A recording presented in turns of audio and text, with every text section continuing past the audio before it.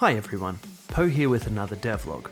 We wanted to take a step back with this devlog and really showcase what makes Magitek VR truly unique in the way our casting systems were developed and refined. When we were initially designing the game, we wanted to provide a fluid and natural feeling spellcasting experience, so a player could cast a spell in the most natural way for them. We like to think of our spells like a sport. Think of shooting a basketball.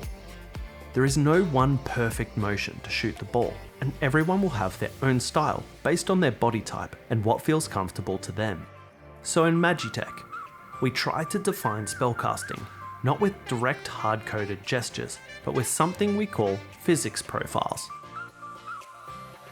When we started the process, we had two gestures, throwing and punching. And while those worked for the most part, they weren't as accurate as we liked and tended to miscast often. We can see an example of the new physics profiles with our fire spark. Its physics profile is based on a flick. So with this, you can flick in any sort of method, forwards, sideways, or backwards. The gesture still holds. In this case, you can even do it in pretty interesting ways, like a thrust flick. The faster you flick, the faster the projectile will go. So it's up to you to find the best method for your casting style. Getting a little technical now, we can go into how gesture detection works. We can set up a physics profile for a gesture based on hand velocity, angular velocity, and the direction the hand is facing relative to its velocity. With this, we can detect a whole wide range of different gestures. For example, a thrust motion used to cast the fire arc spell uses a combination of hand angle detection and forward velocity detection. This gives us a very robust way to detect a thrust motion. So this gives us a pretty good start for robust gesture detection while still remaining fluid and natural feeling. But we found, given the nature of VR and not having crosshair aiming, it was still a little difficult for a lot of spells. So to combat these, we added a few more systems. The first being a subtle aim assist. This can be applied to any spell the player casts, from a fire spark to a rock boulder.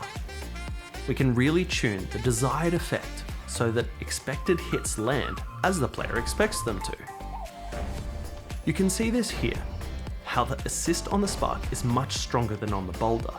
But even in the case of the boulder, it feels natural, and the spell you expect to hit lands. This is important again, because we want casting to feel natural and not frustrating, but also that there is skill involved. We also found that for long-range attacks, the player had a tendency to aim a little upwards, which would result in the attack going too high over long distances. This was notable, for example, on the fireball. We did a lot of research and testing around this, and found the best solution was to adjust the release direction on the spell based on the player's vertical head position. Like all our aim assist, this can be dialed in and tuned to give the best properties for any given spell. With all this, we are able to get natural and accurate feeling casting, but there is one more piece, something we call release manipulation. On certain spells, we want to have a follow-through effect, and for this we apply some adjustments to the release spell for a few frames after it has left the hand. You can see this on the fire arc and fireball spells. Overall, we have a range of gestures that each use different parts of aim assist, release manipulation, head position, and velocities.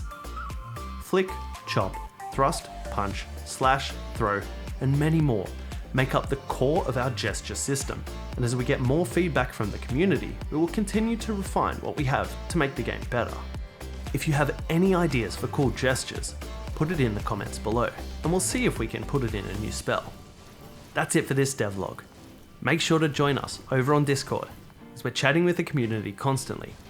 Right now, we're working on ideas for water magic, so if you have any cool ideas, pop over to our Discord and let us know. That's it for now. Thanks for watching.